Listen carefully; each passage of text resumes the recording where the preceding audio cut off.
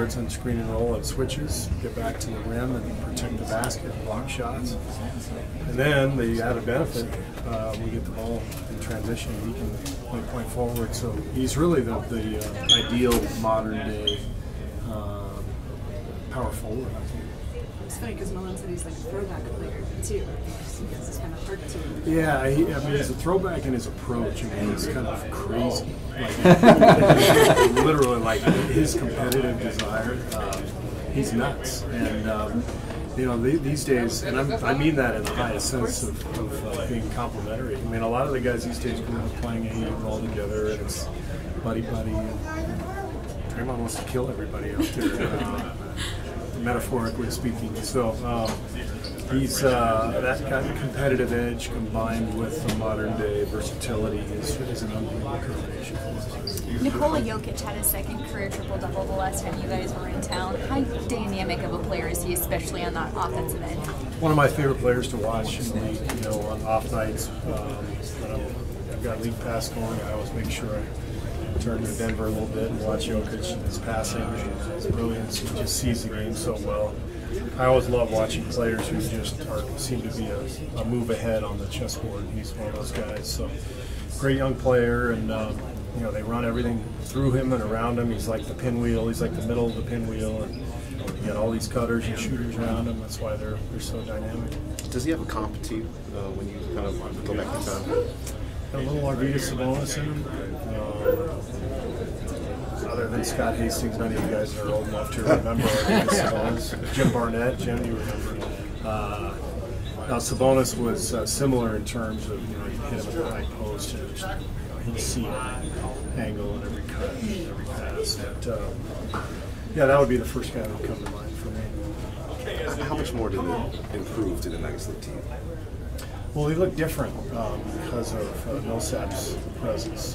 He gives them a little different look, a little different vibe, a little edge. The versatility that he provides is really important for them. And then they're all a year older, which is really key. Guys like Harris and Murray, you know, they're learning the league now and they're finding their way, finding their niche. And, so I think they're better. I know they didn't get off to a great start, but their last two games have been really good. Defensively, in certain ways, have you seen that on film? Yeah, definitely. I think Harris is an excellent defender, and I think Millsap again gives them, you know, some of that toughness that they needed to add to the roster. So I like what they're doing here. They got a nice young roster, good coach, and it all seems to be coming together. Do you have an idea of how much time Damian will spend with the G League? He's going to spend a lot of time down there because there's no point in him coming up here and sitting on the bench. He needs to play, and I could see bringing him up once in a while and giving him some playing time. You know, if he had an injury or something, but for the most part, he needs to play, and so he'll spend a lot of time with him.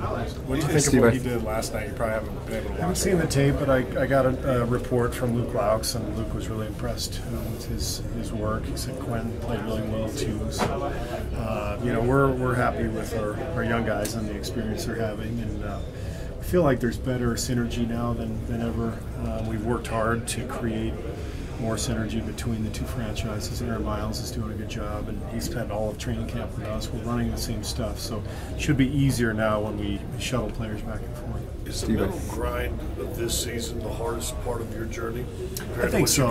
You know, I think so. It's just, and you probably went through with Detroit. You know, you win, and it's like, you know, that first year is fresh, and you go again, and it's like, wow, this is awesome, but man, people are coming after us, and then, you know, you try again, and it's getting harder and harder to get, you know, fired up for every game, and you know, the wear and tear of the 9-month grind, all that stuff. So it all is a factor, and circumstances change every year, and so you've got to find ways to pace yourself, but keep your edge, and you know, find the right pace to the season. That's what we're trying to do. Hey, Steve, speaking of that, I think you guys are ranked 8th in pace. How do you feel overall about that? And is there a certain goal that you guys No, we don't have a with goal. I know we were #1 in pace a couple years ago, but the whole league now is playing faster. So I don't care where we rank. I like the pace at which we play. It seems comfortable. It seems good right now. I think we're getting out of transition. The biggest thing is our defense. You know, if we can be locked in that'll allow us to have better rhythm on offense, so we're not taking the ball out of the net all the time and trying to score out of half-court sets. All right. Thank you. Thanks, Coach. Thank you. Great. Thank you.